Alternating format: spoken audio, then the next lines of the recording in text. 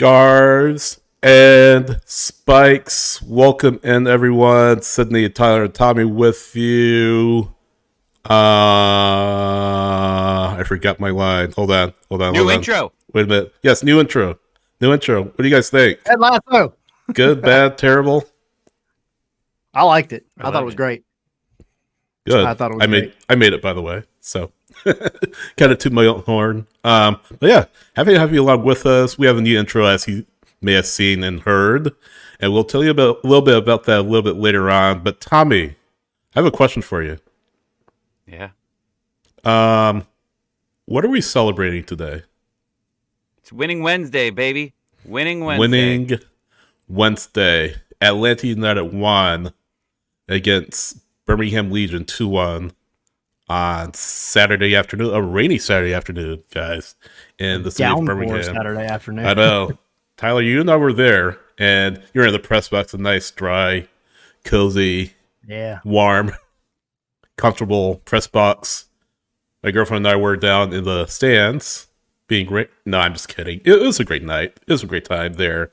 Atlanta United, of course, winning, as we said. But, yeah, preseason's in full swing, and I'm excited for the season to begin. Got another preseason match on Saturday, this coming Saturday in Athens, and yeah, exciting times, gentlemen. Exciting times. We're getting As close. we said Oh, before, man. Wednesday. Yes. We are redefining Wednesday. That may go on Calling shirt. it I don't know. Wednesday. Hey, we'll see. We'll kind of workshop it. But yeah, thanks for There's joining a us. lot of them. There are a lot of them. Where can we get them, by Well, the no, way? as long as we don't know if we're gonna win or not, but if it becomes a thing. Oh, I thought you said there's a lot of them. I thought you were referring to like shirts and merchandise and all that. You're saying there's a lot of merchandise.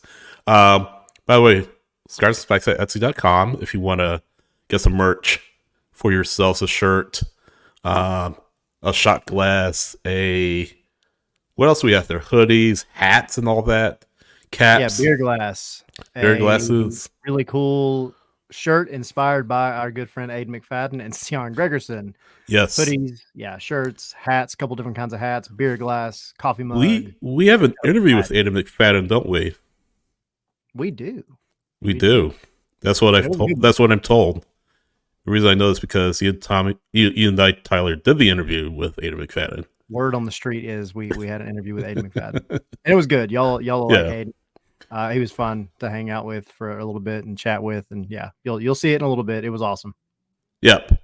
Yeah, can't wait for you to hear it. Yeah, thanks for joining us. Those of you in the chat, Matt, shout out to you. That was epic. Talking about the intro, appreciate it. Dan watching on Twitch saying I like the new intro. Ariel saying I expected the CM Punk themed intro, but I'll take the Ted Lasso themed one. Fortunately, I could not get a CM Punk themed intro, Ariel, but yes, we did have to go with Ted Lasso as he said. So yes, maybe for patrons. Bungle Fungal saying hello, my friends. Hello, Bungle Fungal. And who else is here? Derek, what's up, folks? And yeah, good to have you all on watching live here on a Wednesday night and listening on the podcast later on. If you ever are listening on the podcast, please watch Wednesdays at 7 unless otherwise specified. Word. Wednesday. But before we get started, real quick, Tommy, the new intro. Tell us about it. Yeah. So if you've seen a lot of my tweets, and I'm a big punk rock, pop punk guy, and Punk Rock Factory, who's a band over in the UK, they love to do cover songs. So they do this Ted Lasso cover. So we reached out to them and got permission for them to use it, and we thought this would be perfect for us. So thank you, Punk Rock Factory. And they're actually going to be doing their first U.S. tour, I think ever. So they're going to be in Atlanta playing at the Masquerade. You guys probably know where that is. I do not. On May 9th. We say it's a British invasion. Well, why not? The Masquerade is actually a really cool place. Tommy, you would love the Masquerade. It's an old church, and it's huge. Well, I say huge. Like, what, 3 stories tall, I believe. I've never been personally, but yeah. Got a basement in it. Like, it's a really cool place. I took my middle son there for his first concert ever, and I left with bleeding ears. Me and my wife did, and he left with an adrenaline high. So who was did it? everything a concert was supposed to do. Was it Hanson? No, it was actually Skillet. Oh, okay. Familiar. So he felt like a monster after you left? Yeah, he did. I got video of him singing it. He was, at the time, he was like 10, 9, about to be 10 or 10. Yeah. So I thought the Tabernacle was the church. Are there two of them? I'm an idiot. Carry on. Yes, you're absolutely right. I'm over here talking. I don't live there, and I know this answer. Wow. Right? Tabernacle, Masquerade. They're nothing alike. I'm not even going to look at the chat right now because I know there's somebody there like, what are you talking about, Tyler? You're getting hammered in the chat. Yeah, no, I'm just kidding. But no. You don't have to sugarcoat it. He's getting I'm not gonna lie. Look, guys. It's okay. We all make mistakes. I thought they changed the name of it since the last time I was there. Because I always stay across the street from there, so. Yeah. Yeah. But no. Your spot. Yeah. No, but May 9th. Punk Rock Factory. Yes. May 9th at the Tabernacle. May 9th at the Masquerade in Atlanta. So if you have a free night on May 9th, I don't think Atlanta United is playing on May 9th. Definitely check them out and tell them. Are they really? I'm going to check my calendar actually real quick. This whole bit just disintegrated before our very eyes right now. I keep saying it. We're in the preseason mode. We're good. We're good. This is Thursday night. We're good. So, okay. Masquerade May 9th. Yeah. No, but Masquerade May 9th, Punk Rock Factory, who cover the Ted Lasso theme that you heard in the intro or saw in the intro. So, shout out to the guys. Thanks for your permission, I guess, for letting us use your song. What else? I mentioned Scarves and Spikes at Etsy.com, Patreon.com/ScarvesandSpikes. Thanks to those who are patrons who support us on Patreon. Tyler and I did a training video, or a video for the training ground on Tuesday afternoon when Dex McCarty and Tyler Wolf met the media, and patrons got a chance to watch that or listen to that. They got a chance to see the Aiden McFadden interview before it's released to everybody else. Those are just some of the things you get as a patron of Scarves and Spikes. So patreon.com/Scarves and Spikes, $1.17 a month, $5 a month, $10 a month. So whatever strikes your fancy, we have a package for you. And of course, scarvesandspikes.com for lots of other cool stuff and original content and links to our store and our Patreon. Did I miss anything? We are winning MLS Cup. Which is exactly what we took from Saturday. Winning it all, baby. 34-0-0. Do you want to talk about Saturday? The Invincibles, yes. Let's talk about it. Yeah, let's talk about Saturday. 2-1, Birmingham Legion. Tyler and I were there, as I said earlier. Kind of a wet day at different parts of the match. A little bit of a slippery pitch out there. By the way, Protective Stadium, it's my first time there. Newer stadium built a few years ago for the UAB Blazers football team primarily, but Birmingham Legion calls it home as well. Beautiful stadium. Just a nice place, nice location right there, downtown Birmingham, or Birmingham if you're a UK or a Brit, right there by I-20.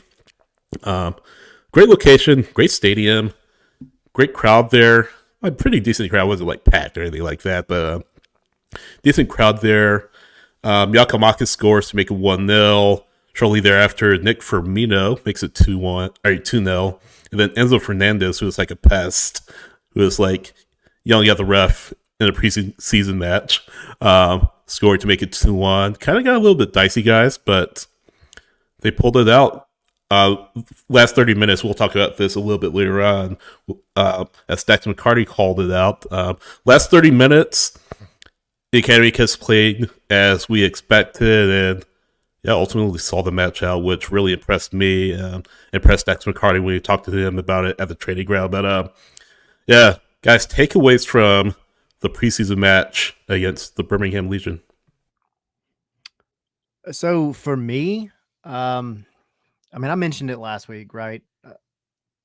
Everybody's going to say, don't take too much from preseason matches, and you shouldn't. But there are things that I agree. it's okay to look for. No, we're winning the cup. I don't know what you're talking about. But yeah, I mean, you were looking for the identity, right? Because if they can't get the identity on now, if they can't get that going now, then it's going to be a long season. So you're looking for those moments of playing out of the back, playing through pressure. How do they adapt to adversity? Yeah, the weather, which was a big curveball considering how bad it rained for that short amount of time. Yeah. You know, it's little things like that. Like you can take some info from that. Now, you know, Dax McCarty maybe having a mistake and it turning into a goal, whatever. Like he'll get that out of his system. He's a veteran. Right. You know, Steon Gregerson losing the ball because he over one time. Like that's okay. That's what preseason is for, you know? So yeah, there's things to take and there's things to just completely ignore and keep it in the back of your mind. Maybe like if it continues to happen a month and a half from now, then yeah, for sure. Then you're worried. Yeah. But I was pleased because one, it's a win. It's Wednesday. The kids looked great. The kids looked like they really wanted to go out there and do the job. The veterans, the guys that we are just now kind of getting a little bit of a first glimpse of. I mean, Steon Gregerson, it was his second day with the team officially. Like he trained Friday because he just got his visa and then came out onto the pitch Saturday. Thought he had a great game. So yeah, I mean, overall, I liked what I saw and there's room to obviously improve. But you scrounged out a win. And the one last thing I'll say real quick, Tom, before I turn it over to you was I tried to report on it during the week on scribesandspikes.com and on Dirty South Soccer. But Pineda mentioned that the coaching staff is going to be looking much more in depth at the results for these preseason games. Like, they're not playing these preseason games to just go out there and run around for 90 minutes. They're looking at results. They're looking at the wins because they're trying to develop that winning mentality. And so it's not just about going out there and having fun and getting a participation trophy.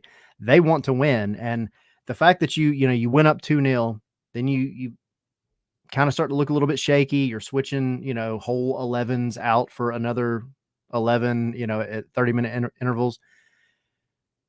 But then you put in your kids and they come in and they're able to scrounge out a win and not give up another goal. That says a lot for the whole club. So I like what I saw. I like what I saw overall. When you look at the first game of any preseason of any sport, one, the most important thing is you want to make sure everyone comes out of it healthy. Mm-hmm. And it got scary there for a second, right? Silva goes down and everybody just takes a deep breath, and you know that the weather's bad. And I joked around as soon as, I like the presentation. I really appreciate Atlanta United, streaming. I think it's going to be the first 4 preseason games, right? Yeah. So I appreciate that they're doing that. It was good. But yeah, when I saw the rain and like the rain was hitting the camera, and there was a couple of times you had trouble seeing, I was like, can we just call this off? I don't want anybody to get hurt. I just Rick had slipped a little bit too, didn't he? Yeah. It was like, oh my gosh, here we go again. Yeah, no. Stay healthy. That's what you want. These guys just really got to get out there, feel it out, and obviously don't get embarrassed. And I felt like last year around this time, that first game, there was definitely some embarrassing parts. So that's all I really take from the first game at all. Thierry, I thought, had a nice opportunity there, just wasn't able to do it, but he was in the right place, I guess, and that's great. But yeah, I'd like to see a little bit more out of him this preseason for sure. And you say don't take a lot out of the first game. I will just say this: Inter Miami fans are freaking out. They are freaking. I've been hanging out with our friends, the Battered Herons, and it's rough.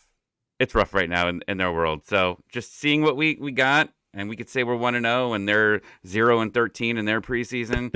I'd say that we're okay. Did they play again like Al Shabab or something like that? I forgot. Al Hilal the other day, and then they're playing Al Nassr tomorrow. And no Ronaldo in that match. No Ronaldo. Yeah, bummer. Yeah.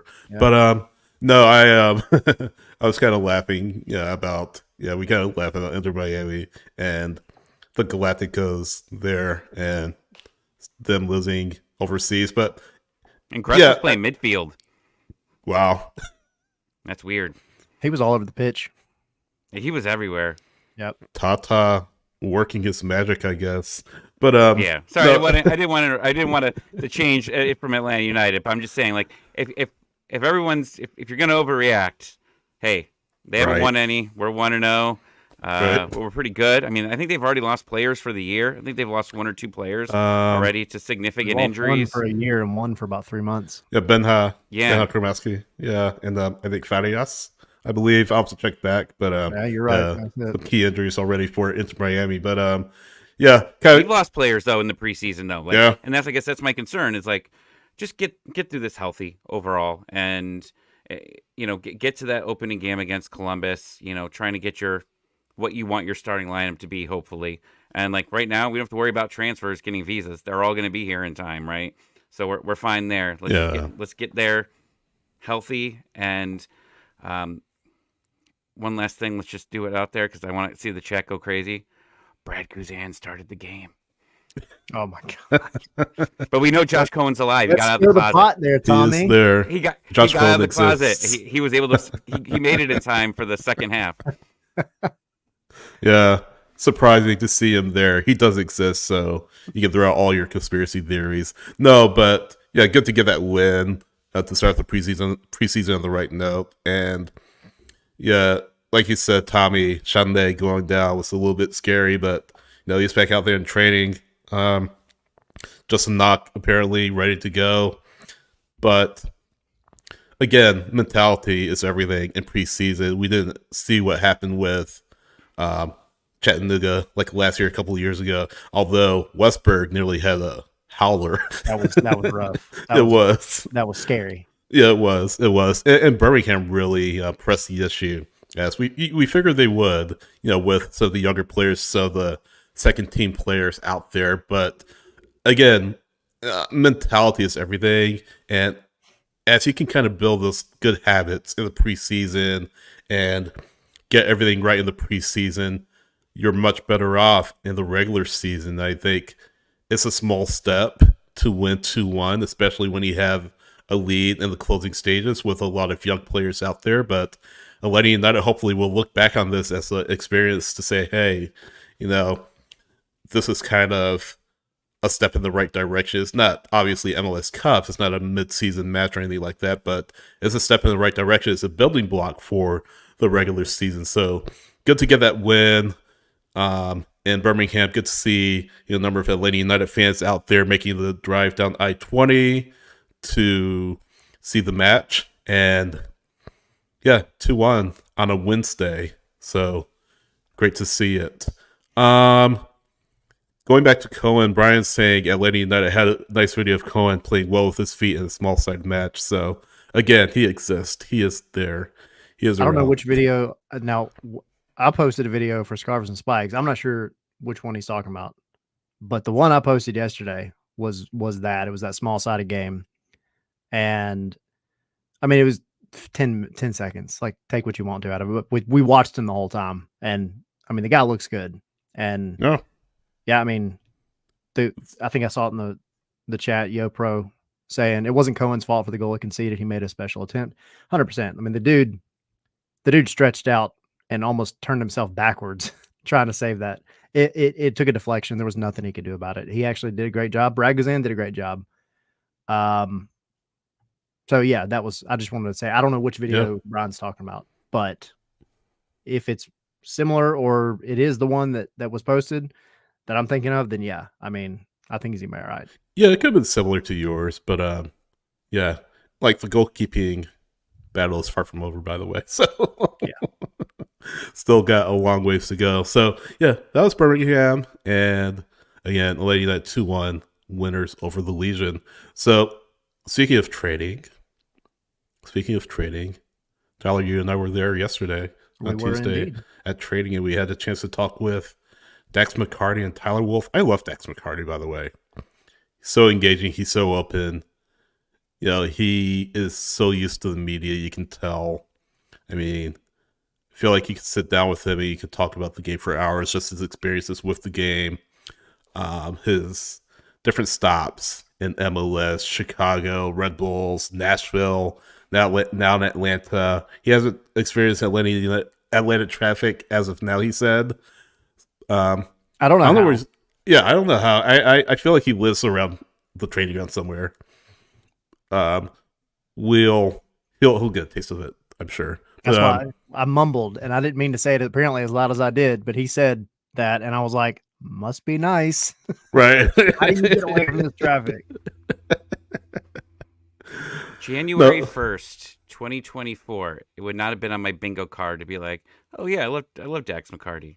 It was not on my bingo card to start. No, he's a good guy. No, he's on our side. But yeah, Dax is great. Had great chat with him after training, and then Tyler Wolf, same thing. Excuse me. Tyler's dad, Josh Wolf, of course, U.S. Men's National Team legend. Josh Wolf and Dax McCarty apparently played with each other. I'll have to fact check to see what team it was. I imagine Chicago, right? I would think so. Does that sound right to you? I would think so. Yeah. So that's a little fun thing that we learned yesterday. Kind of tells and it you made how him long feel Dax extremely old. Yeah. Kind of tells you how long Dax has been in the league. But it was great to talk to him. You could be my dad, Dax. Right. He could, but no, but yeah, it's great to talk to Dax and Tyler Wolf, by the way. Tyler Pilgrim too, but talking about Tyler Wolf. But yeah, two great guys, and great to get their thoughts on the preseason. And I think one of the money quotes Tyler, and I kind of tweeted it out and called attention to it, is, Dax McCarty said, I want to win. Preseason is a time for getting better. He said something like that. I have the exact quote in front of me. He said, I think it was at the end of the day, I want to win or something. Yeah. Yeah, exactly. He said, it's about process. It's about building relationships. It's about trying to improve and get better, but I want to win. And he really emphasized that I want to win part. You'll have to hear it or watch it down the road, but and he talked about the habits of winning in preseason, like we were just talking about earlier, and that carrying over to the regular season. He said, you know what, I had rushed as well. He admitted it. And he was very complimentary of the academy players to come in, like we talked about, and see that win out. And it was very complimentary of the way the academy can carry themselves at the training ground, shaking hands, introducing themselves, just respectful, just well-taught, well-coached young men, which is great. That's exactly what you want to see. But he also said, Tyler, not to steal your thunder, but he also said, you expect, well, first off, he was saying, the academy doesn't really compare to Nashville because Nashville's just starting up. Chicago was just starting up when he was there in Chicago. He likened it to Red Bulls, just the way the academy was run, the way the academy was built out. He said, you know what, you expect 16, 15, 16, 17-year-olds to drag training down when they train with the first team. You say that isn't the case with Atlanta United. And he's just came away very impressed so far with what the young players have been able to do with the first team. And we'll talk about one of them a little bit later on. He didn't mention my name, but Ashton Gordon. We'll talk about that a little bit later on. But yeah, very impressed with the young players. I feel like he'll have a lot to contribute to those young players. Not just the young players in the first team, but the young players within the academy. So really loved hearing from Dax. And yeah, love to sit down with him for like 30, 45 minutes and just, chill and just hear about soccer and just hear his stories from the league. Would be great. Yeah, he, you kind of mentioned, I think you asked him about what was he going to do after MLS, right? Yeah. After he gets done playing. And yeah. The dude, he even said it in the press conference. Like, he loves just talking about the game. Yeah, and so, you can tell. Yeah, maybe he does go into broadcasting, but you can tell he's not going to get away from the game at all. No. But the dude knows the game. he's going to be an asset here this year. I mean, he's not going to go out there and start every game, I'm sure. I mean, he Right. would probably argue. I mean, he wants to, Yeah. but I think he's going to get a significant share of minutes, but he's also going to be huge just in mentoring some of these guys. Yeah, recruit him to Scarves and Spikes, said Edgar from LA. Bring him on. MLS Let's do season it. pass, you can't have him. Well, he's got his podcast, but maybe he can make a guest appearance sometime. We'll have to run him down or something like that. I like it. But yeah, no, I thought it was really insightful to hear him talk. The training was really neat to see everybody that's, worried about the defense and midfield and everything, legitimate concerns, but I can tell you they're working on it, and the drills that they're doing to work on it make sense. I mean, I think it's not for lack of trying. Whatever happens is going to happen, but it's not like they're just going to the training ground and saying, "Hey, let's just go attack and screw everything else, guys." Right. It's like they're going into it with a plan, and the drills that they're running are designed to better the parts of the team that weren't great last year. So we'll see how it plays out, but I think it's going in the right direction. And real quick, before we move on, I think Tommy had something. I don't want to step on you, but real quick, he was talking about Pineda, and I may get the quote wrong, and actually pulling up right now in real time as we speak, but Pineda has given them the room or the leeway to make mistakes or something like that, and I don't want people to take away from that a negative connotation, but he's saying, you know what, it's preseason, and you are gonna mess up, you're gonna have rust, you're gonna screw up here and there, but it's to make yourself better. And he wants you to take risks, and he wants you to make mistakes in training, because if you do that, you'll learn, you'll be better, you'll be able to do it at a higher level of the game. So that's an interesting quote from Dax that he also brought up. So I mean, I don't want people going away from that saying, "Oh my gosh, Pineda's turning his head to mistakes. He doesn't care about mistakes." No, he cares about mistakes, but I think the sentiment is if the team gets better because of it, I mean, it's kind of worth getting it all out in the preseason rather than going on the pitch and blowing like a 2-0 lead or something like happened a lot last year, the last few years. So we're starting the season in Columbus, right? We're going to be playing the champs. We could be playing in decent weather. We could be playing in 20-degree snow. I've got outfits prepared for either one, whichever one is going to happen. But especially at home, you have to play better defense, and that first home game right after Columbus is really what I'll be looking at here. Like if it's a bad performance against Columbus, I'm not gonna say that the world's blowing up there, but as it progresses throughout that first month of the whole month of March, we need to see improvement there. But it's got to be better, right? Because if not, then you can keep scoring goals all you want, but if you're not seeing improvement on the defense, I don't see Pineda being here after the season. So right. Obviously his job, I think, by the end of this year is going to decide whether he's coming back. So, but they've given it, like we've said this for weeks now, they've given him all the tools, right? On paper, you've gotten better, so much better defensively. So what do they do with it? We'll find out. Yeah, and sorry, I was like drinking water off mute or on mute, so I kind of jumped in late. But Dex was also saying, this team was energetic and exciting. They played energetic, exciting, attacking soccer the last 6 months of the season, or the last portion of the season, I should say. It's just a matter of tidying things up, finding that balance between offense and defense, or attacking and defense. So yeah, that's gonna be key. And like you said, Tommy, on paper it looks good, but I mean, matches aren't won on paper, so it's just a matter of getting guys out there and getting game ready and game prepared for when the regular season comes. By the way, real quick, because I know people want to know, Gregerson was not out there dealing with some visa issues. Well, not dealing with, but just taking care of some visa issues. Sleesh was not out there, I don't think, unless he was trained by himself, still waiting for his visa. Wiley did some running. He had like a little, probably you call it like a bra or something, a stabilizer for his shoulder or something like that. Yeah, it was I just don't know what it's called. overdoing his own thing. He's got the shoulder issue or whatever going on. They're just easing it back in before I think they throw him out there to do anything really physical.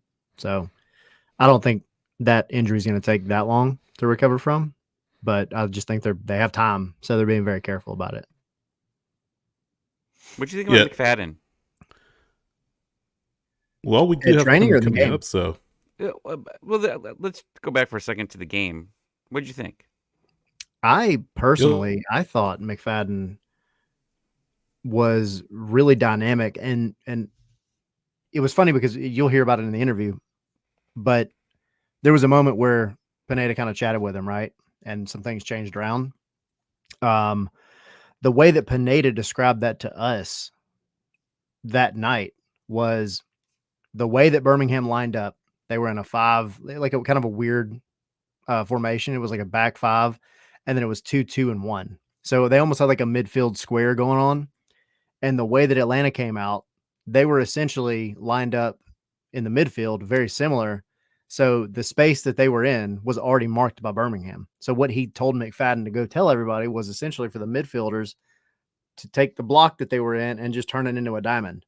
And once that happened, McFadden was able to kind of drift inside a lot more. You saw Ronald Hernandez drift over more. That's where the first goal came from. That opened things up, and that adaptability was cool. But I thought McFadden specifically, I thought he did a pretty solid job. He was much more vocal than I thought he was going to be in this match. And I enjoyed what I saw of him. Yeah. And you'll hear just a random thought. Sorry.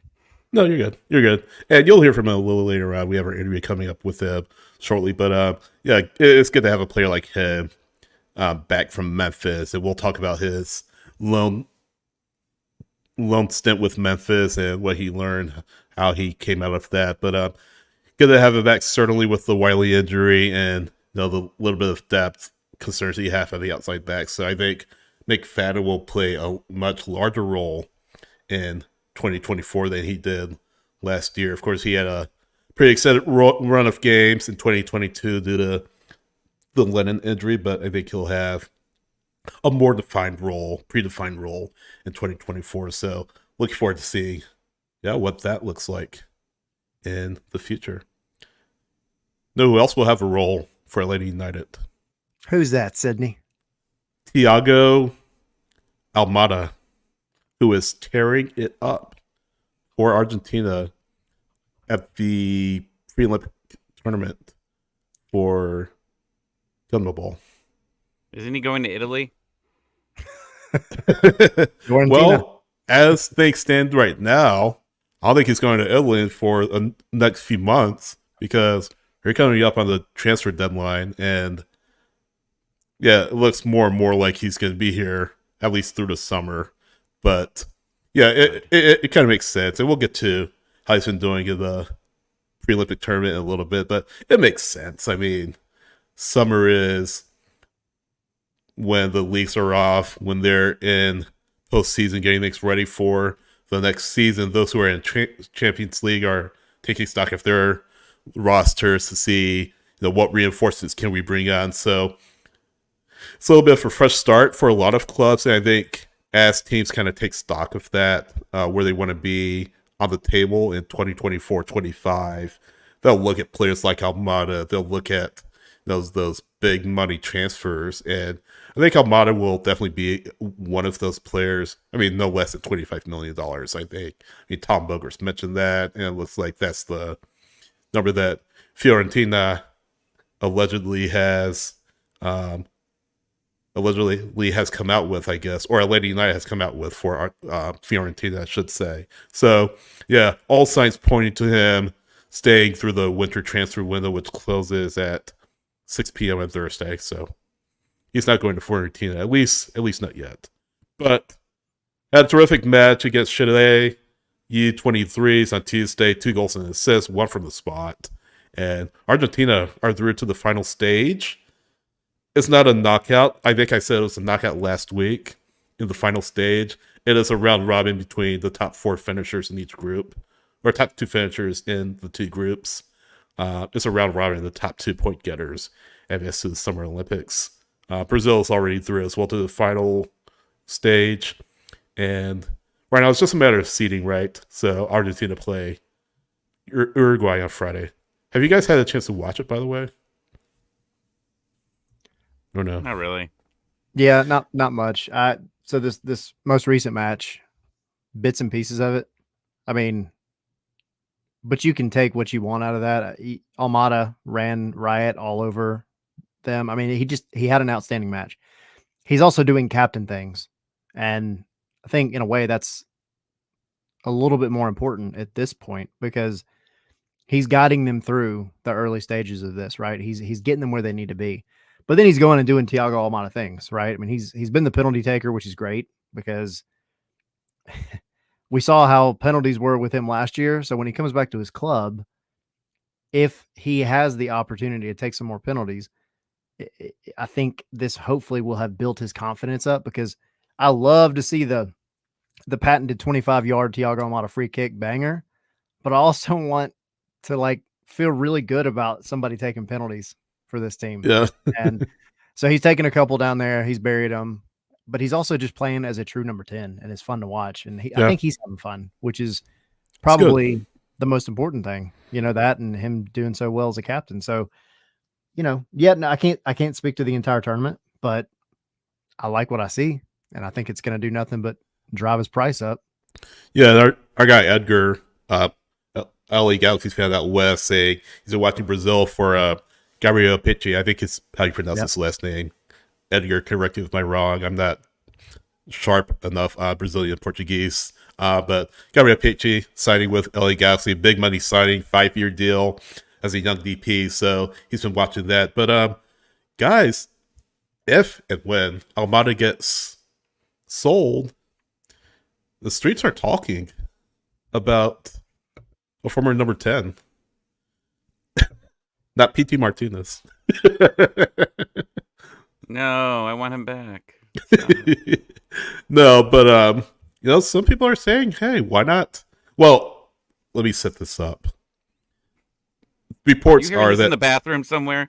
Are you reading this on bathroom walls? No. Reports are that Miguel Almiron was, or a Saudi team were keen to sign Miguel Almiron. Saudi. I was going to say Qatari, but yeah, Saudi side were keen to sign Miguel Almiron. It didn't work out. But reports came out that he's keen to come back to MLS at some point long term. And a lot of people are saying in the chat, Isaac Laura says, is Almiron the Almada replacement? And Matt asking, is there anything at all behind the Miggy talk? Or it's just based on what he was saying about wanting to come back at some point. So it'd be nice. Is it going to happen? I don't think so. It's not happening. Guys, okay. I'm sorry to just Don't they hate him? Doesn't he hate Atlanta? I mean, not Atlanta. Doesn't he hate the front office? Wasn't that the rumor? Like he refused to talk to the media when he was here? That's just him in general, though. I don't think that has anything to do with Atlanta. I don't know. Okay. I don't know. I mean, remember, it was a very bad ending.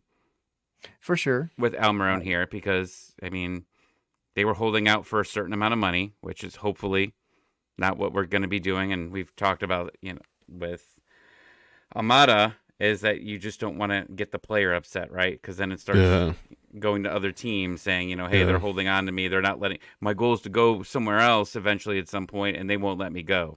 And that's kind of what the rumors were going there. And his manager was not happy with Atlanta United. Now, managers are jerks anyways. Or his agent. Yeah, agents are jerks anyways and are just going to try to cause trouble wherever they go. But it looked bad. I mean, it looked bad on the Atlanta side there at the end. Yeah, it'd be nice, but it's not happening.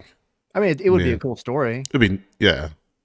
But I'm not trying to dump on anybody because I love Miggy. Yes, love you are. Miggy. But just kidding. it's not happening. Yeah. He doesn't fit the team right now, right? No. Like, I mean, he's going to make any team he goes to better. I do feel that, but like, I feel like that would be literally the same thing as 2019 through 2023 Atlanta United, where you're just getting a big name just to get a big name. He's not going to fit the team. It's just not happening. I mean, now 6 months from now, if Miggy is playing at Mercedes-Benz Stadium for Atlanta United, I don't mind if y'all come back and you're like, hey, remember that time you said that? I don't care because I like Miggy. Well, if he is, it's going to be prepared. If he is, it's going to be for Paraguay in Copa America. Right. But for Atlanta United. Right. But no, it's not happening. I mean, it's not. Going back to the chat, Edgar saying bring Barry back. That's not happening. We kick either. Edgar out of the chat. We've already got we've got another Edgar in there anyways. Vote to kick Edgar. The other Edgar. Battle of tonight has ended in default. But yeah, good to see Almada doing well with the under 23s, Argentina under 23s. We kind of talked about it last week. Kind of rough going for them. They got grouped in the last two Olympics, I believe. So expectations will be high for them, and good to see him having fun, and that bodes well for Atlanta United and bodes well for his future, because teams are going to be watching him head into the Olympics. They are watching him right now in this under 23 tournament, this pre-Olympic qualifier. So that price is, like I said, no lower than 25, I think, at this point. But if he keeps doing what he's doing and starts the season out well with Atlanta United, he's going to fetch a lot of money. I think we already know that. So good to see him doing that. Yes, Tommy. What's going on in the chat right now? I swear everybody's just trolling me. We got, Matt saying Barry scoring bangers, and Isaac, by the way, Kubo's killing the Costa Rica League. Come on, someone give me one positive Jurgen Damm thing right now. Let's complete the triangle, the trifecta. I think he got a new and sponsorship. let's move on. From who? I think Jurgen. I don't know. I just saw a video the other day, but I didn't watch it all. But it looked very sponsorshipy. So that's the rumor they're putting out. I don't know what it was. Well, we'll circle back. We'll circle back and let you all know. So yeah, that's Telia Almada. So again, we have the Aiden McFadden interview coming up a little bit later on, but Tyler, you have a little exercise you want to do. I do. With the kits. And existential exercise. I don't know how many of you are members of, or at least frequent the r/Atlanta United Reddit channel, but they had some AI generated kits. Some of them look good, some of them look creepy. As AIs want to do. Go. So here's what we're gonna do. We are gonna take the information that was allegedly leaked. I'm not even gonna call it a leak. It is a little bit of a leak, but you never know if that stuff's real until you actually see the kit, right? But we're going to do our own AI generated Atlanta United away kit 2024-2025 based just on the information that we have right now. So y'all help me fill this in. I'm going to start with the stuff that this leak had. Create an Atlanta United kit. Mm-hmm. Or jersey. I'm going to say jersey. And let's see. So they mentioned an iconic blue colorway laid on 3 stripes. Colorway. So there was also a little bit of other information that got mentioned that apparently this is the Adidas Glow Blue kit, like color. Okay. Which is, I guess, one of Adidas' official colors or whatever. Okay. So create an Atlanta United jersey in the glow blue color with 3 stripes on the front. Let's see. So the other little bit of information was that allegedly this is going to have some kind of a throw to the Resurgence, like City of Atlanta emblem with the Phoenix, which is yellow, and the whole flag is blue and yellow. So this kind of gives a little bit of credence to that, maybe. Yep. So let's see. The shirt should be accented in yellow. By the way, Yes. we'll post this on social if you're listening on the podcast. Yeah, we'll Yes, get you the see results. what the AI comes up with. Let's see what the AI comes up with. But what are y'all wanting to see out of this? Like, what are y'all wanting to see out of this away kit potentially? Dan saying no blue, green, orange, or not other non-team colors. So I don't know how you can put that in the generator. Well, you have to, because that's what we're trying to figure out. What the trying to come up with something that looks like, right? Our guess of what it's going to come up as. Right. Yes. So, all right, 3 stripes on the front, accented in yellow, feature a City of Atlanta Resurgence Phoenix logo. Okay. What else? What am I missing? Make sure it's not $195. Put that in there. Please, not expensive. I know AI can generate that. Yeah, that might throw my whole thing off. It's gonna have like $195 printed somewhere on the jersey. We'll stick it with that. We'll keep it simple. All right. Which is the opposite of what you normally want to do with AI, but here we go. Yeah. Ready to create. So, we're creating. Right. Let's see it. Happens. Y'all see a little sneak preview. Theater of the mind, by the way. Yes. She's sewing it for us right now. With a cat. Or is that cat that walking on her lap? AI generated? Whoa. So there we go. Can you click it, make it bigger? There we go. There we go. Ooh, so that's sweet. Option 1, has the kind of AI generated Lady United logo crest on it. Has the Adidas logo on the left with like gibberish letters as is common. And it says City of Atlanta Resurgence with 2 N's. So off to a great start. This is nice. Has a little like faded 3 stripes. Letting United crest and do this logo with a falcon on the center. That's a phoenix. Like a Legend of Zelda kit. Phoenix. I said falcon. Phoenix. I'm sorry. Like Zelda. That's like heresy. But a phoenix, where the sponsor logo would be. Go to the next one. Okay, that looks fire. Literally. A phoenix with fire coming out of his head.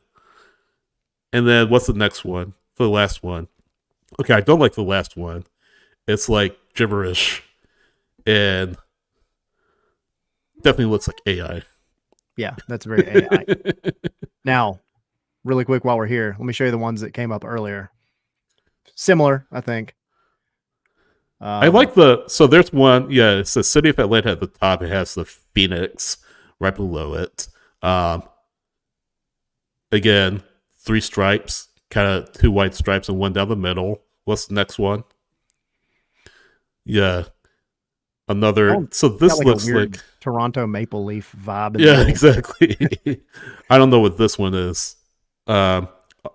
This next one. I feel like I'm on drugs looking at that one. I know.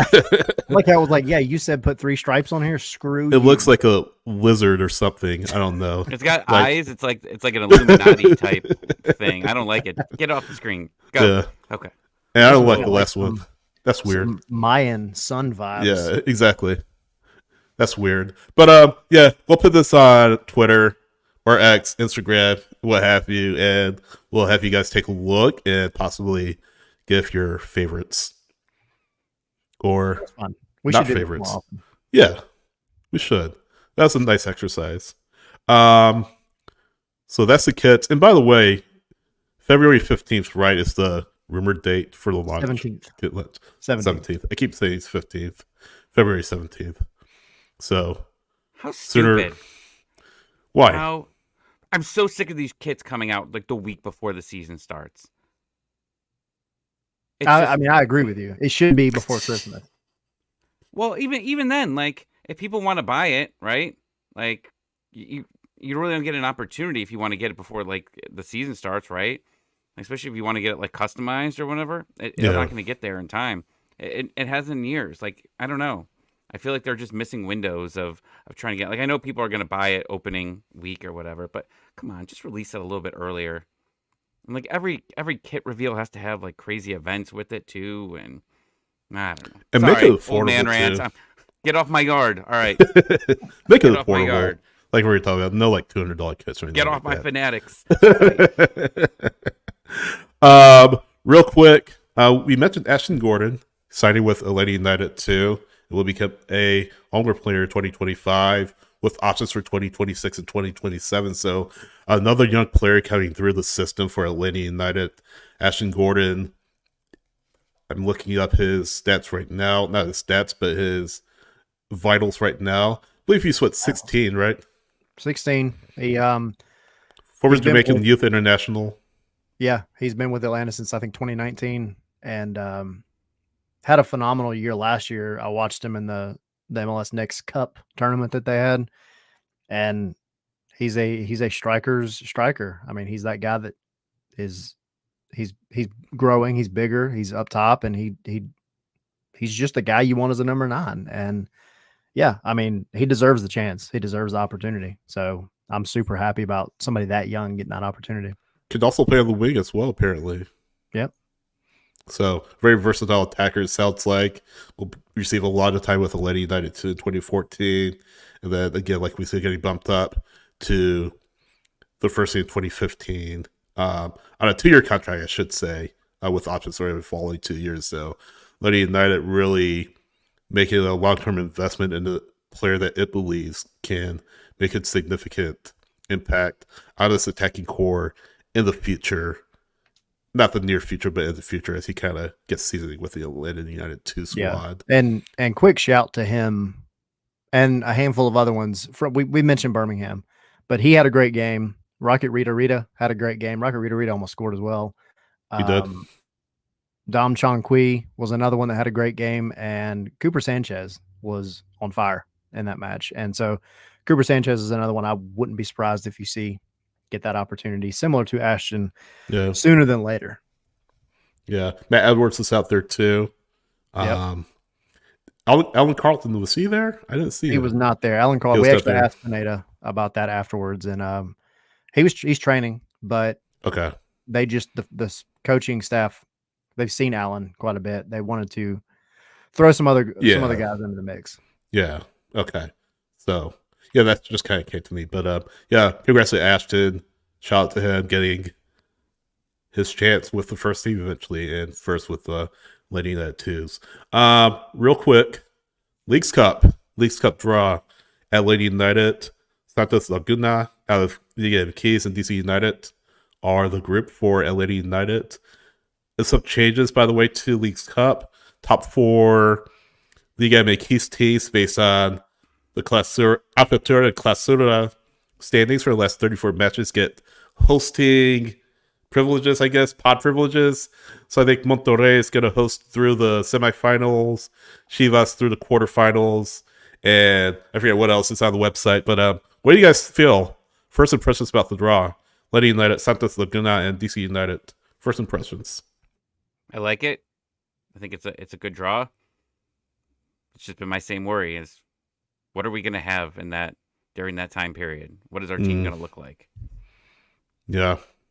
It's a busy time of the year. It's a very busy time of the year.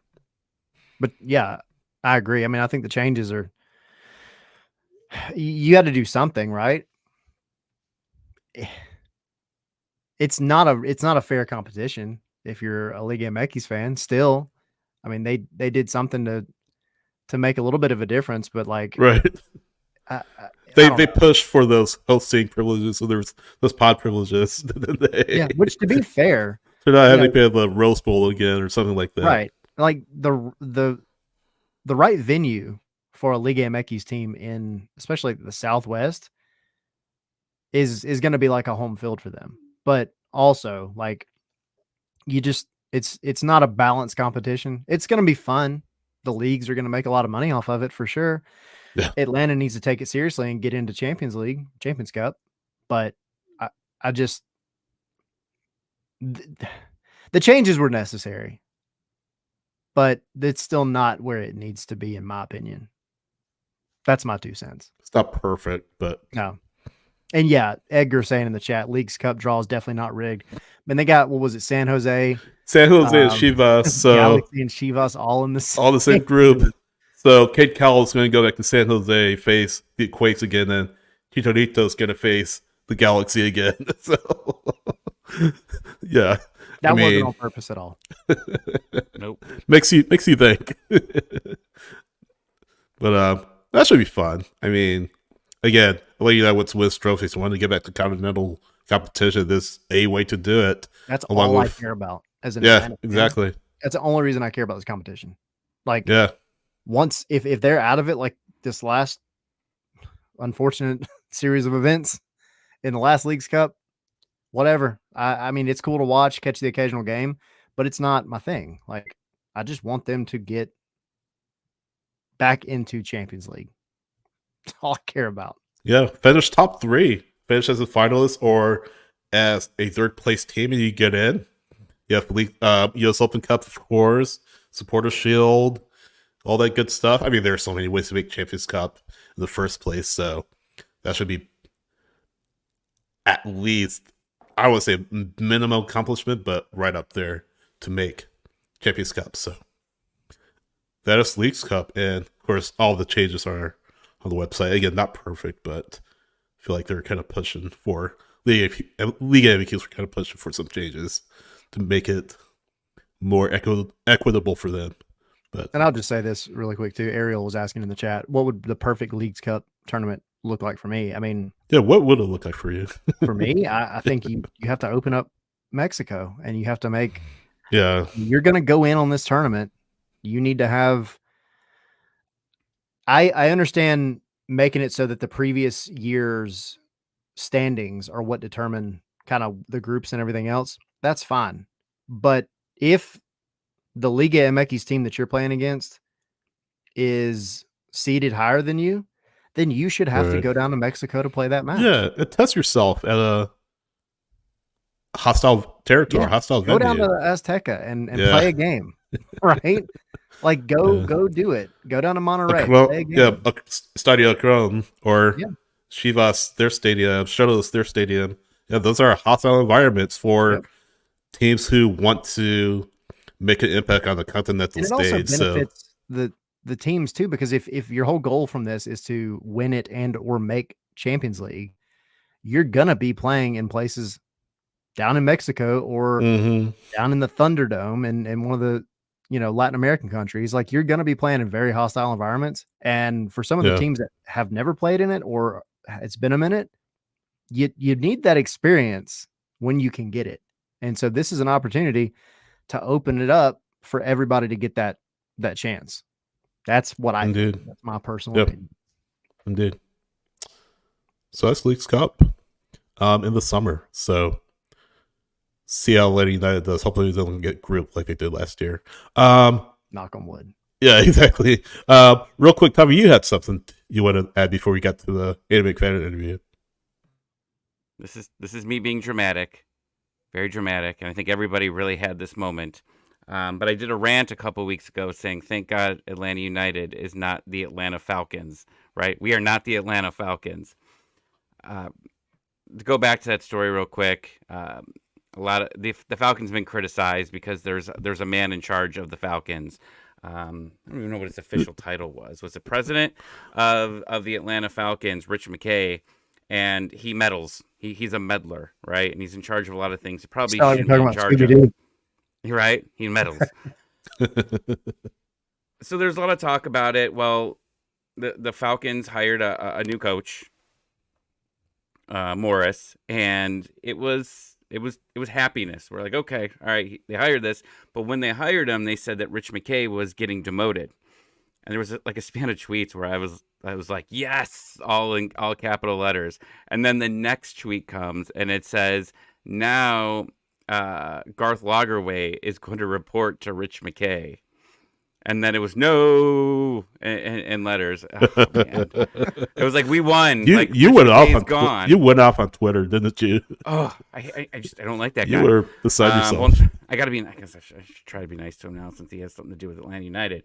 But as long as he doesn't meddle, he knows the NFL. He worked in the NFL for a very long time, and previously, right, Tyler, Garth Lagerwey reported to Steve Cannon.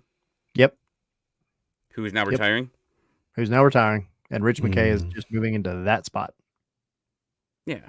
So, like, if Rich McKay just, approves Garth Lagerwey's time card, I'm fine with that. Like, if he goes in, has to approve his time card every day, that's fine. But the worry that I have here long term is just say things don't work with Gonzalo Pineda. I don't want Rich McKay involved anywhere near picking a new coach. That's the only reason why I'm being dramatic about this, because that was like, I thought about it like that night, and like everybody told us to calm down, right? Like Mike Conti said, this isn't something to worry about. He checked me right away. Doug came out and said, it's not a big worry, and I'm fine with that. But the only worry that I have, so they collectively said you need to calm down. Yeah. Everybody, they were all. You know where I'm going with this, right? Oh yeah. You know where I'm going with this. I know.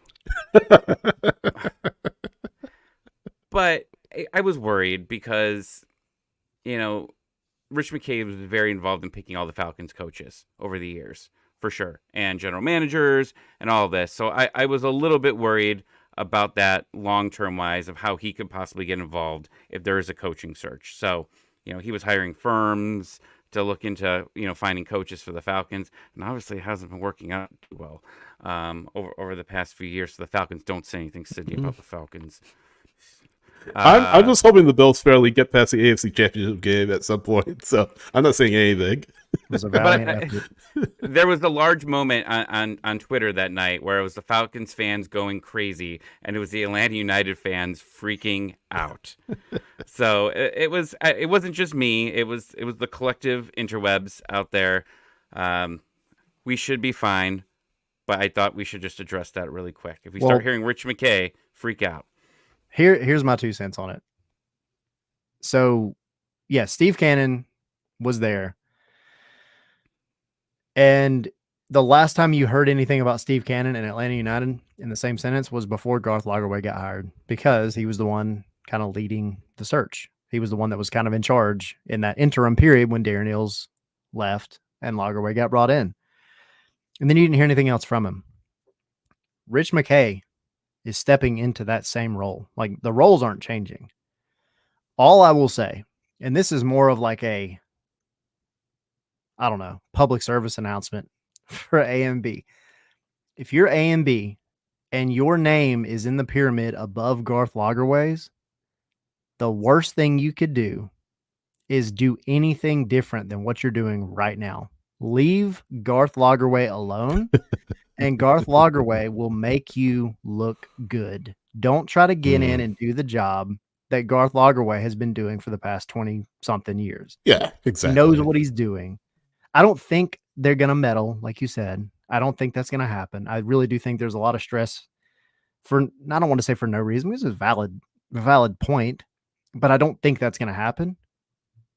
But I do have to say, like, the easy answer here is just don't change anything. Lagerwey's doing his thing. Lagerwey knows the game. Let him do it. So business as usual, essentially. Yes. Okay, good. Change nothing.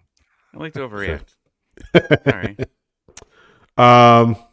Unless he wants to come out and be like, "Hey, every supporter for Atlanta United is getting, a new away kit or whatever." Right. I mean, they could do something like that, but just don't mess with Garth. Yeah, exactly. Like you said, he knows what he's doing. So, yeah. So that's kind of our Rich McKay kind of thing. By the way, that's a Taylor Swift lyric I dropped because he didn't catch on to it earlier. For those listening and watching. But yeah, don't so get that's me started on the Taylor Swift hate over the for the past couple of weeks. I'm not a Swiftie, but I think the world's overreacting to her. Yeah, just a little episode. Our next Patreon. Imagine if Taylor's. Sorry, now you've got me going. Imagine if, I'm friends again with the Battered Herons, and like their numbers went crazy when Messi came on, right? Imagine if Taylor Swift breaks up with Kelsey and starts dating an Atlanta United player. Who would date? Which one of them would date? I don't even know who's married and who's not. We'll do that, or maybe the next coach ends up marrying Taylor Swift. Right. I don't know. We got to figure this out somewhere. How is Aiden single? Did you guys find that out? No, we did not ask him that. You guys want to ask the hard hitting question? He did. I'm so glad he did. He did bring up a female singer of note, which Yes, you all will he hear did. And shortly. You'll love it. You'll love it. I hope it's Celine Dion. It's not Celine Dion. Well, then I'm already disappointed. You're on the right track. You're on the right track. Okay. Same country of origin. Okay. Oh, Alanis? No. Just we'll get to it in the interview. Okay, but shall we start with? But imagine my wife said if Taylor Swift was an Atlanta United fan, we wouldn't even be able to the chat would just be filled with Swifties. Hey man, the numbers got to come from somewhere, right? Not saying we're rooting for it, but we're not rooting for it. Anyway, I love our group, but if the Swifties came in, we'd have to put a chat filter in on them. And then our job would be to have one Taylor Swift quote in every episode that we have. I'd have my daughter do that for us. She could do good research for that. There you go. Henry saying in the chat, I leave for 2 minutes and I come back to Scarves and Spikes Matchmaker Edition. No, that is that's for patrons only. Yeah, and if the show goes past 9, it'll be Scarves and Spikes, the OnlyFan edition. So continue. On that note, do you want to get to the Aiden McFadden interview? Please, let's just start. Let's roll. Shut me up. Right. Aiden, we've been watching you for a bit. Obviously, it seems like 2021. It seems like you've been here a lot longer than that, man. I don't know where time goes, but you spent part of last year over in Memphis. Can you just kind of walk us through what that experience was like, how it was different than being here at the home club? Yeah, well, it's a loaded question for sure. But I'll start off with I really enjoyed being there. Some really great people. That's been my favorite part of most things I do is the people. They can make any situation great, and I truly enjoyed my time in Memphis and meeting all those guys, the coaching staff. So very appreciative of that opportunity. The differences, yeah, there's a ton. It's a different club, and it was my first experience with a professional club outside of Atlanta United. So again, I feel like I learned a lot. Definitely run differently. I think at the same time, it's a soccer club. We go out and practice every day, and you're playing games. So that part of it was awesome, and that's my favorite part of it. But yeah, it's a smaller club for sure, and I think that'd probably be a lot of clubs. Not many places do it like Atlanta. So just to kind of piggyback on that, what was it like being back alongside Glassy? Because you were with him for a significant amount of time, right? With the twos. I was not. No, I actually came in. Yeah, no, it was a weird year for sure. COVID threw a wrench in everything. So I was drafted, and I didn't show up until after I'd finished my spring season up at Notre Dame. So I came in 2 days before the first game of the year, and by then, Glassy wasn't here anymore. That's right. He was first team in COVID. Okay. Yeah. So carry on. Anyway, carry on. No, but yeah, we knew of each other, so I enjoyed getting to know him better. Great guy, and we'll see him in a few days. So I'm excited to say hello. Yeah, for sure. So Aiden, take us back to 2022. Kind of your first significant run with Atlanta United happened really due to, unfortunately, misfortune that fell on Brett's Leonard up in Canada. They slipped on the mat, had a freak accident, and that really pushed you into the starting 11. And you had a pretty significant run in 2023 or 2022, I should say. Take us back there. What was the mindset you had going in, and did you have any personal goals for yourself going into that stretch? Well, the if you're talking about Toronto, right? Yeah, exactly. Okay. Well, my mindset going in was it was a loan spell, and kind of what I was being told was you get to travel with the team. We've liked how you've been training. It was really just a learning experience to kind of be in and around it more. And then sometimes crazy things happen, and I found myself starting. So I guess I probably didn't have much time to think much of it other than, okay, let's go play soccer. And that's what I did. Probably should have scored on cue about 3 minutes in. Put it on top of the goal instead of in it. but yeah, it was looking back on it, it'll probably be a cooler moment. But again, I'm still in it. I'm still growing. It's a weird way to really get your first start, but Yeah. you got to start somewhere. So it was yeah, it was strange how it all came about. But again, it was just kind of another day. So, any nerves or anything like that going into that first start, or? Again, there weren't really time for nerves. I was out on the field, hanging out with a few of the guys, warming up, looking around, like, oh, that's pretty cool. And, there's people in the stands. It's a nice stadium in Canada. All right, nice. And then next thing I know, I'm warming up. The team's inside. They kept me out to warm up because the injury happened during warm-ups. And then, I was just doing what I do every day. So I didn't have much time to think of anything other than just play. And sometimes that's the best way, right? Like just throw yourself out there. Don't have time to think about it. Just dive straight in and just do what you know. Yeah, for sure. Yeah, and I always like match day more than any other day. It's the best part of the week. I really enjoy playing. So I like to say that if you put me out there, I'll figure it out. And that was kind of a testament to that. Yeah.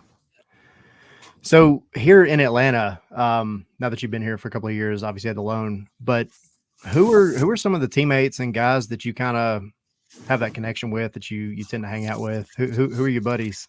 No, and this is the weird part about this sport is there's so much turnover. Like I've met so many incredible people and then they're gone. It's like shipped off, different team, different part of the country.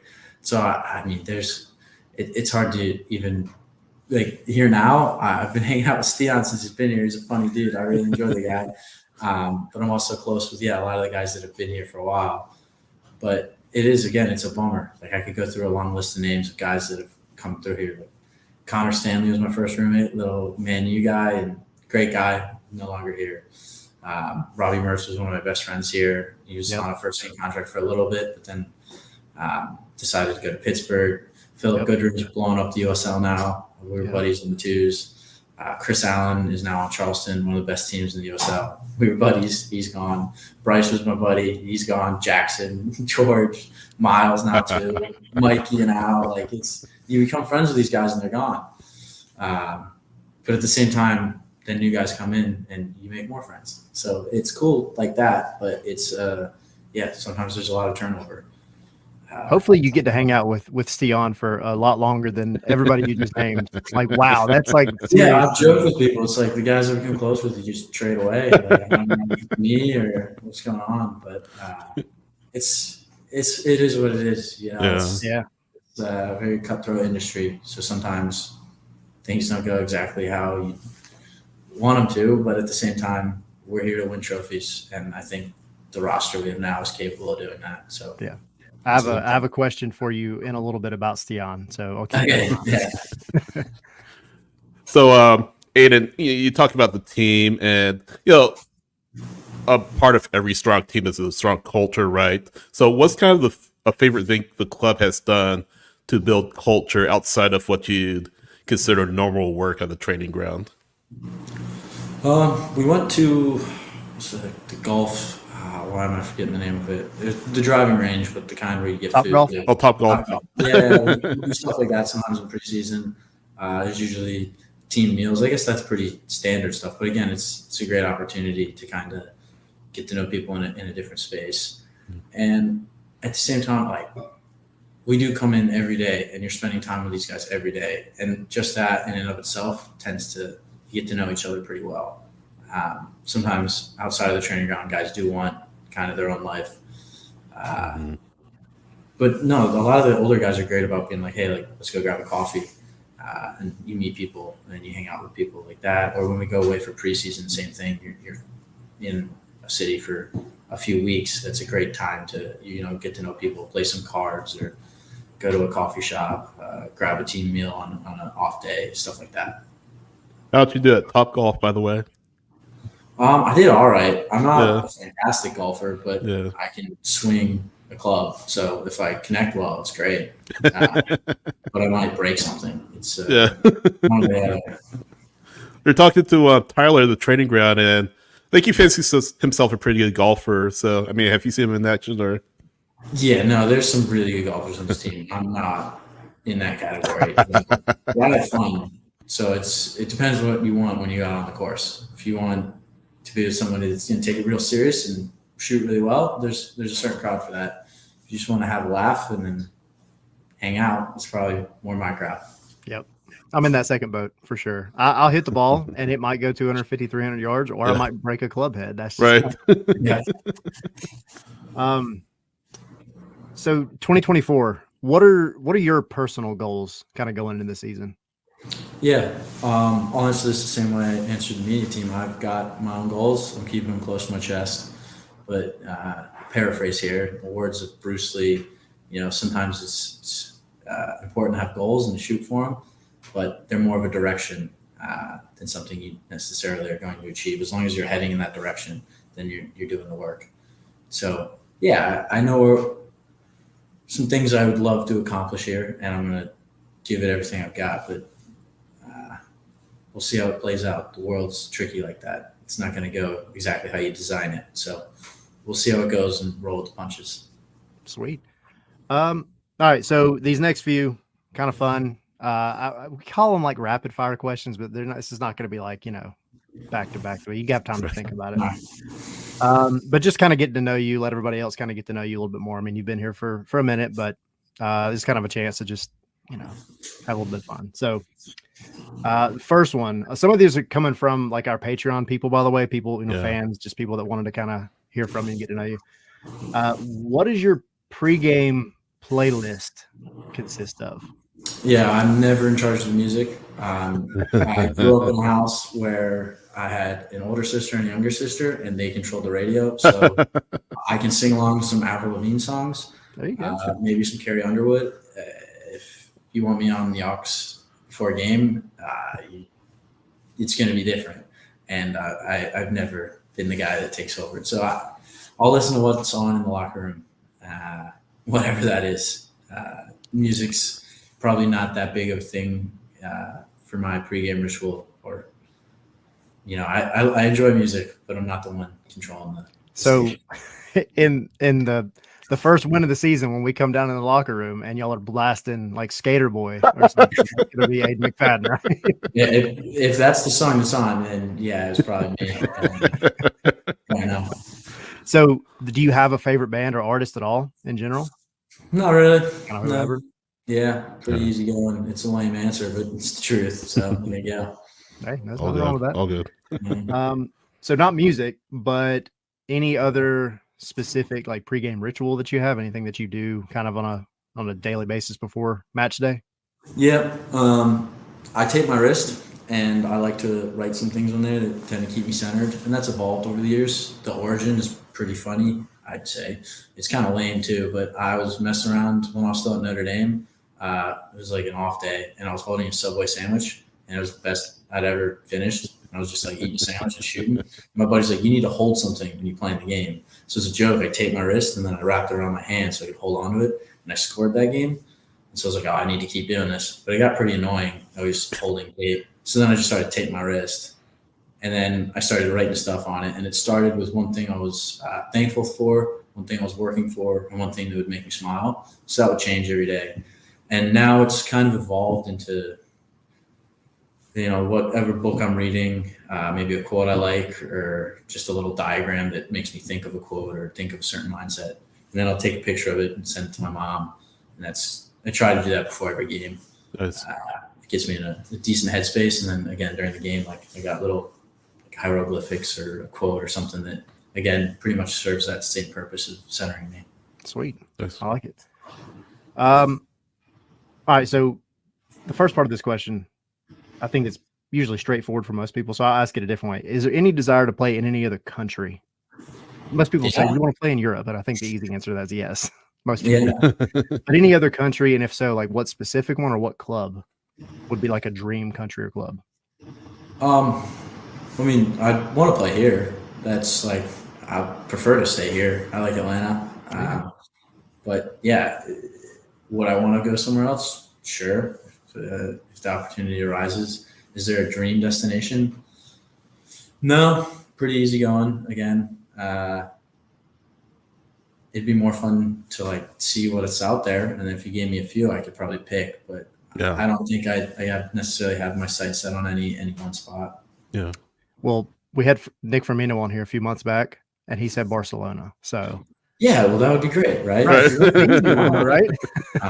Yeah, if they want to sign me, sure. I agree to those terms. Sure. But no, if you said any club, like I'd consider it. There's definitely some I'd say no to as well. There's probably more I'd say no to. That's the nature of there you go. the sport. Well, we like loyalty here in Atlanta, so I can appreciate that answer. Yeah. All right, so this last one, I told you it was going to come back to Stian because everybody got a good laugh out of your comment the other day. I don't know if you know this or not. Yeah, I didn't even really realize I said it, and then I saw the T-shirt, and I thought that was funny. It worked out perfectly. So the question is, why are Norwegians so awesome? Well, this isn't why I said it, but I joked with him and said I wasn't talking about you. I was talking about your women. But yeah, that was just to get a laugh out of him. But it's more just they're very easy. Like as far as my experiences with them, they're pretty easygoing, kind people. But who knows? I've only met like 4 Norwegians, so but Stian fits that mold. So I think he's a pretty awesome guy. I'm happy he's here, and he's also a really good player. So that's sweet. I can't wait to watch him. Yeah, I can't wait to watch him either. Again, all of y'all. Really quick, like what are just because I think fans kind of are always curious about these kind of things. But you mentioned I think y'all go out, y'all have been out to eat and things like that. But what are some things that you, as somebody that grew up in the United States, would typically do to say like, hey, Stian, let's go here, let's go do this, let's go do that? Like, what are some of those kind of activities or restaurants or things that you would kind of say, let's go check it out? Yeah, Yard House. Hey, okay. Yeah, in the Battery. So he's staying in the. I won't say the hotel. That's you don't have to. Yeah. But he's staying in a hotel, and so during what round was it? It was Chiefs Bills football game. I was like, hey, you know anything about football? Like, we watched the Super Bowl, but I don't know much about it. So a few of the guys went and we watched that. Good game. He didn't know much of what was going on. We were trying to explain it. But yeah, like, go grab food at a restaurant or golf. Again, big thing. Coffee shops are big. But again, like we see each other every day for how many hours, especially right now. We've got a double today. So outside of the training ground, what are you really doing? You're probably eating or mostly just eating. Yeah. So if I'm going to go somewhere and have a meal, you invite some mix it up a little, right? Yeah. Yeah. Although the food here is fantastic. Gotta say, shout out to Steve, Sylvia, and Pilu. It's top notch. There you go. Quick, easy shout. Well, speaking of, I know y'all are doing 2-a-days now, so we appreciate your time, man. We appreciate you just hopping on and chatting with us, and excited to see you get out there. Excited for the season to start, man. And holla if you need anything. Yeah, absolutely. Appreciate you guys. Thanks, Aiden. Appreciate it. Aiden McFadden with Tyler and I the other day. They were in between training sessions, but Aiden was kind enough to take a few minutes out of his day to talk to us. And thanks, by the way, to Lenny United for setting it up for us. So really had a great conversation with him and learned the significance between the Norwegians is awesome quote. Tyler's on mute, so I'm going to talk while he's unmuting. But that segment was presented by Avril Lavigne's tour coming this summer with Simple Plan, and I know that because I am going. Like the 2000s tour or something like that. I feel like I'm in college. Simple Plan and Avril Lavigne in the same building. Well, the clone of Avril Lavigne. We'll get into that another time. Yeah, that's Canadian flavor is turned all the way up with that tour, isn't it? Good thing I wasn't on there because we could have got into the whole Avril Lavigne as a clone thing. Yeah, I almost dropped it. I was thinking about it, but then I was like, "What if it goes way over his head and there's like an awkward silence?" Call me Aiden. I'll explain it to you. What superhero does he remind you of? Thor. I don't know. Oh, yeah. The hair. Wolverine. No, Wolverine. The beard. I can see it. Yeah, I can see it. Yeah. Super chill guy though. Yeah. And a walking walking T-shirt maker with some of the quotes he has. The Subway story I thought was really funny, but it was really cool actually with the tape and all, and writing down the things. And it's little cool things like that let you get to know a player and kind of how they think. So that was neat. We forgot to ask him what sandwich he got, by the way. I know. Next time we'll see him at the training ground. We'll probably ask him. But yeah, great to have Aiden, and shout out again to Lady United for setting that up. So he mentioned Memphis 901 in Athens, and he called the Stephen Glass Derby around here. So 3 p.m. I believe at the Turner Soccer Complex out there in the University of Georgia campus. By the way, those tickets were released to season ticket holders only. I think those are depleted, so I don't think anyone will be able to buy tickets unless Paul's on that. Put a pin in that. Hang on. Carry on. Let me look something up. But yeah, they'll be playing at Athens at Turner Soccer Complex, home with the UGA women's soccer team. So that'll be a great way for them to kind of expand their reach toward the eastern portion of their fan base. So should be a great time out there in Athens. So just real quick, what are you guys looking for from this particular match? Growth. Yeah. I mean, chemistry. We'll see, because they mix things up, right? When you looked at the lineups, I think some people were like, why is Brooks not starting, right? Why is he playing with a different group? They're trying to, get others working together, because, one thing that we'll have to get into before the season starts is really looking at the different periods of time where you're going to have a lot of players out because of international duty. The league doesn't stop. That was something that if there was one person to change that, it probably would have been Messi, right?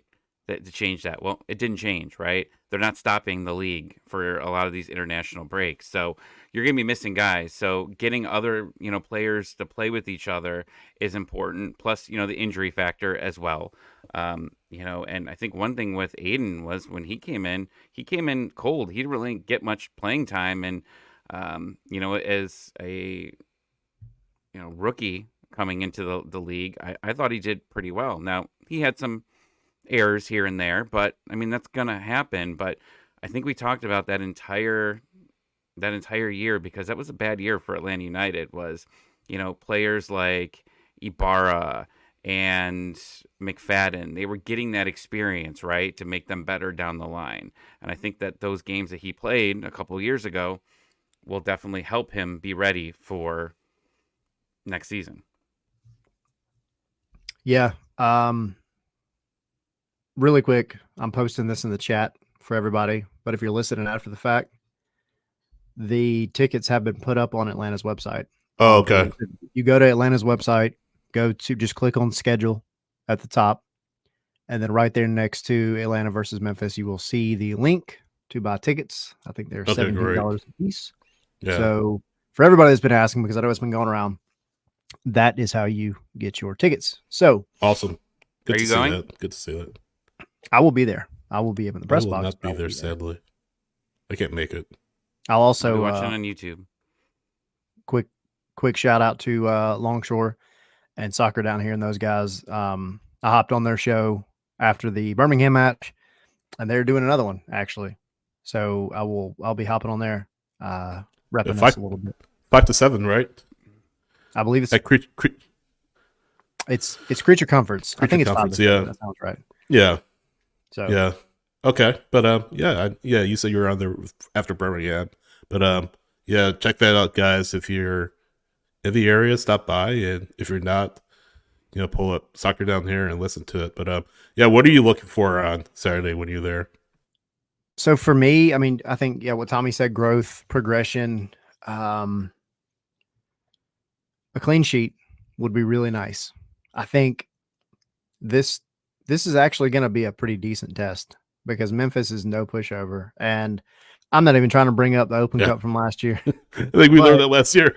Yeah, you've got to take every one of these matches seriously, and you have to, like Pineda said, you got to go into this expecting a win. You have to go into it with a winning mentality. So, again, preseason match. So there's always that asterisk next to it, but you have to have a good showing. You have to win. You need to go out.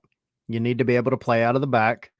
You need to have less mistakes than you had in the previous match. I mean, it's that simple, really. But I mean, we mentioned the Quentin Westberg sketchy little moment that he had, right? You really want to make sure that little things like that don't happen. I don't even know if Quentin Westberg is going to get any time in this one, because I think it's going to be more of like a 45-45 split, right? But I don't know that you're going to be able to. I don't know that you're going to be able to take too much from the goalkeeping position besides the simple things like the shot stopping, the playing out of the back, those kind of things, because your back line, your midfield are still going to be in a little bit of a flux. But yeah, absolutely. Take what you can get out of it. Have a good showing, bring in the youth, coach them up, have them, Sydney's, by the way, having technical difficulty. He'll be back. He got Avril Lavigne apparently. So, but no, I think ultimately growth, simple answer, TLDR is growth. Just don't make the same mistakes you made in the last one. Yeah. Stay healthy.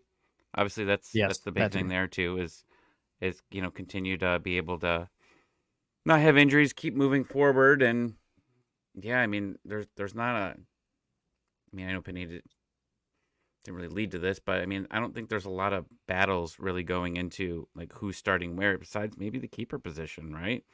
I think everyone else is kind of set here, which is nice, because I think we've gone in the past couple of years with a lot of like battles on who's going to start where. But if all goes well, you kind of know your starting lineup of at least most people have the same starting lineup going into their into Columbus, except who's the keeper, who's going to get that position.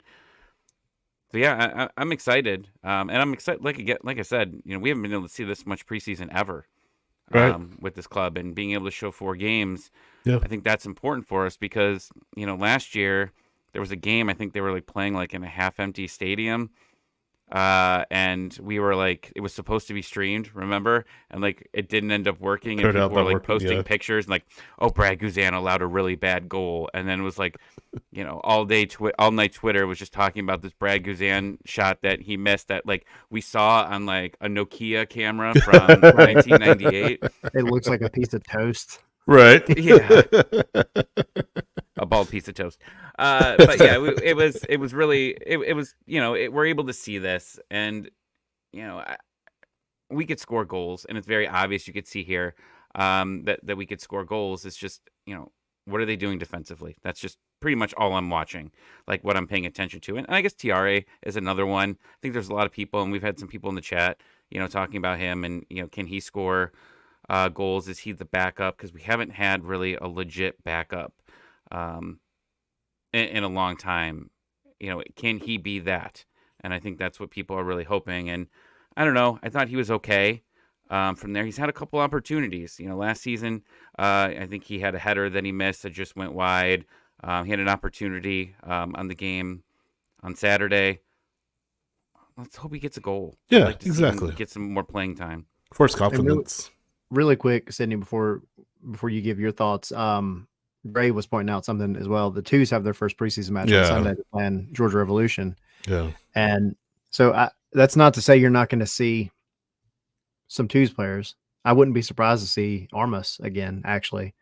And he was one we haven't really talked a lot about, but I thought he had a really good game in Birmingham for the 30 minutes that he played. But yeah, I think you're going to see it's not going to be your prime starting 11. Obviously, we know Slish isn't even available to play yet, but there's going to be lots of mixing and matching. So it's not going to be what you had against Birmingham, but it's going to be a little bit more of a steady group of guys, right? Because you're not going to go run out, Noah Cobb for 90 minutes and then have him go play a preseason match with the Twos the next day. Right, So, exactly. And then Mark was asking, any idea if it's a match or another 30-30-30? minute kind of situation. From what we've been told, it'll be regular 45-minute halves. Yeah, so that lends itself to the idea that it may be a more traditional setup, like the first team sort of starting 11 or the first like 45 minutes or so, then maybe the second bench players, not the bench players, but like the second team, and maybe a sprinkling of younger players in the second half. So it wouldn't surprise me if it looked something like that. What I'm looking for is, hey, no one to get injured, obviously. By the way, it's supposed to be a nice day. You're 60 on Saturday, so if you're able to get out there, please make it out. But outside of that, just the younger, not the younger players, but the backup players to step up, players that would normally not be in the starting 11, but still be on Pineda's team sheet. Them to really assert themselves and really make a name for themselves. I mean, we mentioned TRA. We haven't mentioned Etienne.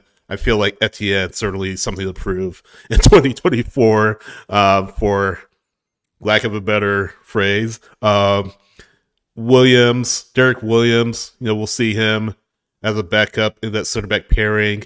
What does he do? I mean, pretty good game against Birmingham. What's that next step for him going to look like? Maybe Dax plays a full 45 minutes or something like that. I mean, he's a known quality. We know what he can bring to the table. But, yeah, for those that aren't regularly going to start with the team, I'd love to see them kind of grow, take that next step, and continue to assert themselves within the team, like Tommy was just saying. So, really looking forward to Memphis. Again, it's going to be a great day. Stephen Glass has a good team out there in Tennessee, and we'll be making our way out here to Athens. So, predictions. How we're feeling? I said 4-1 for the Birmingham match. I was way off, but still win. So, how are you guys feeling? I think I said 3-1. Yeah, I think I said 3-0. Yeah. But we were all wrong, regardless. Yeah, but we got the win right. I'm working on a new prediction challenge for this year, guys. Spoiler, but we'll as we get closer, we'll talk about that. I think Atlanta wins. I think it's going to be. I'm going to stick with 3-1. All right. I'm going to say 3-0 again, because they need a clean sheet, and it's not going to be easy at all. But I'm going to say 3-0.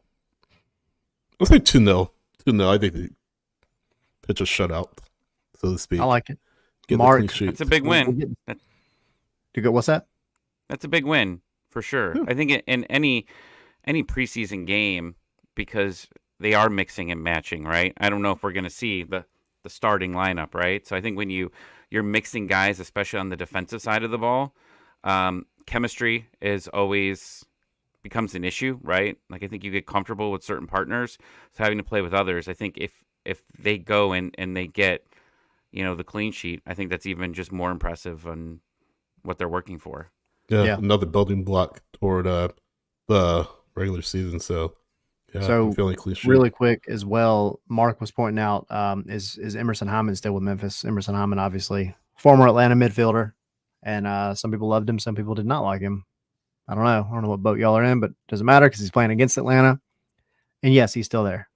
And Emerson Hyman's a good midfielder. So yes, I don't expect this to be an easy match, because Memphis has one of the best midfields in USL Championship. So now, granted, they're having an off season as well, and they're just getting ramped up, but they probably had on paper and in practice in 2023 the best midfield in the championship. So the Stephen Glass Emerson Hyman derby, that's what we're calling it.